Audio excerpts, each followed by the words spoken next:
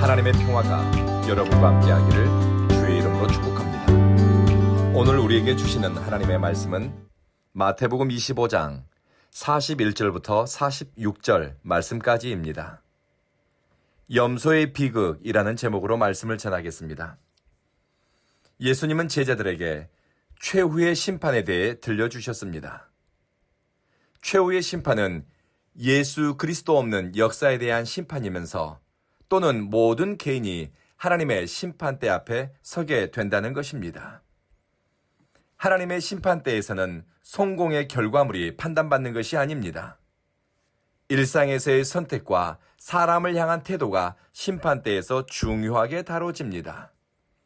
누군가에게 물 한 잔 건넨 호의, 누군가의 몸을 따숩게 하기 위해서 혹은 그 사람의 수치를 가려주기 위해 덮을 것을 건네준 마음 씀씀이, 위로하기 위해 동행해준 환대, 최후의 심판대에서 양과 염소의 자리를 나눈 중요한 기준은 얼마나 종교 생활을 열심히 했는가, 종교적인 성취 혹은 종교적으로 출세했는가 하는 것들이 아닙니다. 예수를 믿고 사랑한다고 고백하는 사람이 실제로 사랑의 선택을 했는가 하는 것입니다. 바로 믿음이 사랑의 열매로 나타난 것에 대한 심판입니다. 오늘 본문은 나쁜 사람이어서 염소의 자리, 악인의 자리에 선 것이 아니라 사랑 없는 삶, 환대와 섬김의 선택을 외면해서 망한 사람들의 이야기입니다.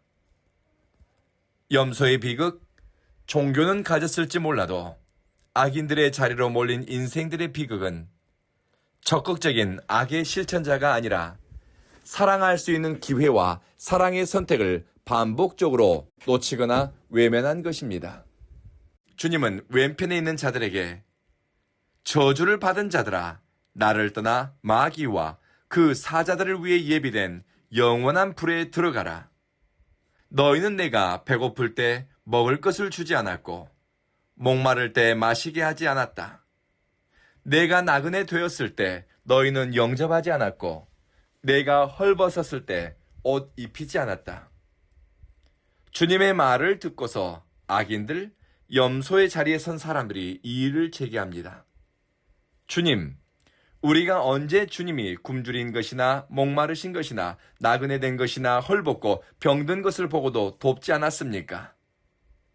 주님의 딱한 사정과 처지를 본 적이 없다는 겁니다. 만약 주님이 그런 처지에 있었다면 기꺼이 도왔을 텐데 주님을 보지 못해서, 발견하지 못해서 돕지 못했다는 이유를 댑니다. 우리 주님의 대답은 이것입니다. 이 지극히 작은 자 하나에게 하지 않은 것이 곧 내게 하지 않은 것이다. 악인은 영원한 심판으로, 의인은 영원한 생명으로 들어갈 것이다. 악의 실제에 대해 우리의 기준은 범죄 행위와 연관짓습니다. 그러나 주님이 들려준 말씀에 따르면 악의 실제, 주님께 심판받는 악은 사랑의 부재이기도 합니다. 누군가의 목마름, 누군가의 배고픔, 누군가의 길 잃어버림, 이런 처지를 살피지 않는 무관심과 무례함이 심판의 대상이 된다는 것입니다. 종교 행위로서 교회는 열심히 다니지만 사람에 대한 배려와 정중함이 없는 사람, 타인의 아픔과 처지를 살피지 않는 무정함과 강팍한 마음을 가진 사람을 여러분은 본 적이 있을 것입니다. 저도 교회 안에서 이런 부류의 사람들을 만난 적이 있습니다. 주님께서 마귀와 그 사자들을 위해 예비된 영원한 불로 들어가라. 심판받는 사람은 종교가 없어서가 아니라 믿음이 사랑으로 표현되지 못했고 사랑에 대해 무관심했으며 사람에 대해 무관심한 그의 삶의 자세와 태도 때문입니다. 최후의 심판대 앞에서 검증되고 심판받는 것은 단순히 얼마나 착한가, 얼마나 남을 도왔는가 하는 차원이 아닙니다. 최후의 심판대에서는 우리의 믿음이 검증되고 우리의 믿음이 심판받는 자리입니다. 그리스도를 믿는 참된 믿음을 가진 사람은 예수의 생명이 그 안에 있으니 그는 일상에서 믿음의 역사와 사랑의 수고, 그리고 소망의 인내를 담아냅니다. 즉, 믿음과 소망과 사랑이라는 예수 그리스도 안에서 발견한 영원한 가치를 삶으로 살아내고 또 삶 속에 그것들의 흔적을 새기는 것입니다. 심판은 우리가 가진 믿음의 진위를, 우리 믿음의 실체를 열매를 통해 드러내는 자리입니다. 작은 자에 대해서 우리 주님은 여러 번 언급하셨는데요. 작은 자에 대한 정의는 다양하게 할 수 있습니다. 사회적 약자, 종교적으로, 경제적으로 취약계층, 인종적으로 차별받거나 자기 권리를 빼앗긴 사람. 헨리 나우엔이란 분에 대해서 들어보셨을 겁니다. 헨리 나우엔 교수는 라르시라는 장애인 공동체에서 사역을 하다 아담이라는 장애인을 만나면서 그가 영적 각성을 하게 됩니다. 자신이 가난하고 신체적으로 연약한 사람들을 돕고 있다고 생각했는데 오히려 연약하고 돌봄이 필요한 그 사람을 통해서 헨리 나우엔은 새로운 차원에서의 구원을 경험하게 되었다라고 고백합니다. 약한 사람을 통해 자신의 교만이 깨졌습니다.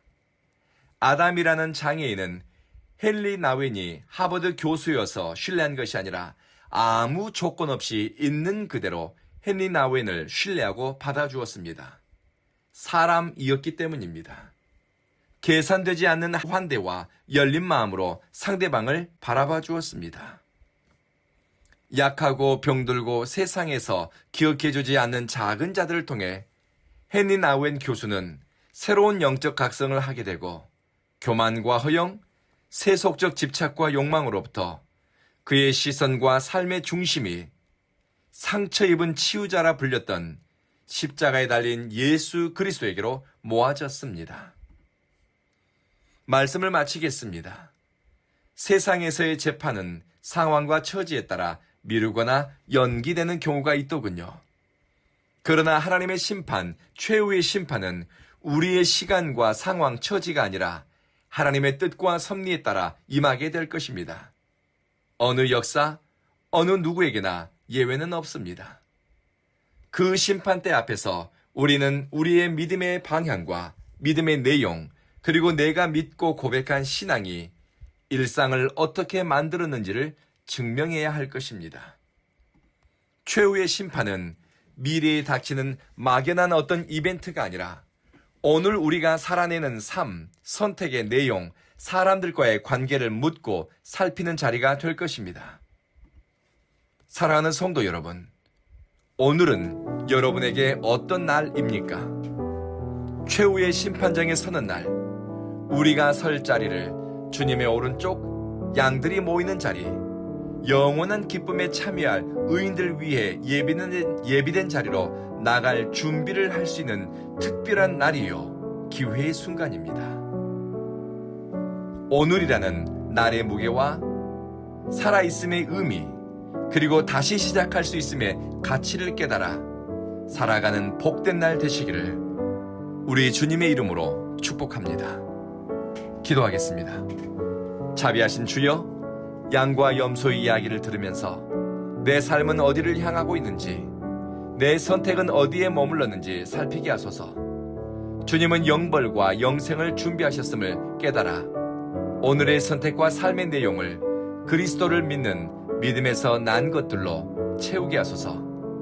믿음의 역사와 사랑의 수고, 소망의 인내가 우리 태도와 습관, 사람과의 관계 안에 뿌리 내리게 하시며 예수 그리스도의 형상을 초월적 세계가 아닌 내가 살아가는 세상 속 사람들과의 관계 속에서 발견하게 하소서.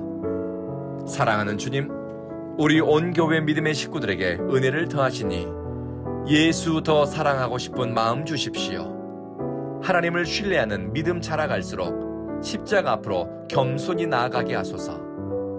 오는 주일에 우리는 함께 기도하고 부르짖는 일일 부흥회를 갖습니다. 집회를 인도하는 자나 또 부르짖고 은혜 앞에 엎드리는 사람이나 간절함 주시고 영적 목마름을 깨닫게 하시고 성령님이 우리 입술에 기도말을 채워 주십시오. 우리 안에 성령이 불꽃같이 임하고 바람처럼 역사하니 온 교회는 성령이 역사하는 교회, 사람들의 심령이 변화되고 성령의 사람으로 성화되는 주님의 교회가 되게 하소서. 주님이 기뻐하는 사람들, 주님이 예배의 자리에서 만나보기를 원하는 사람들을 오는 주일에도 불러주시고 우리는 진실한 마음과 사랑을 담아 주님을 예배하기 원합니다. 우리 구주 예수님 이름으로 기도합니다. 아멘.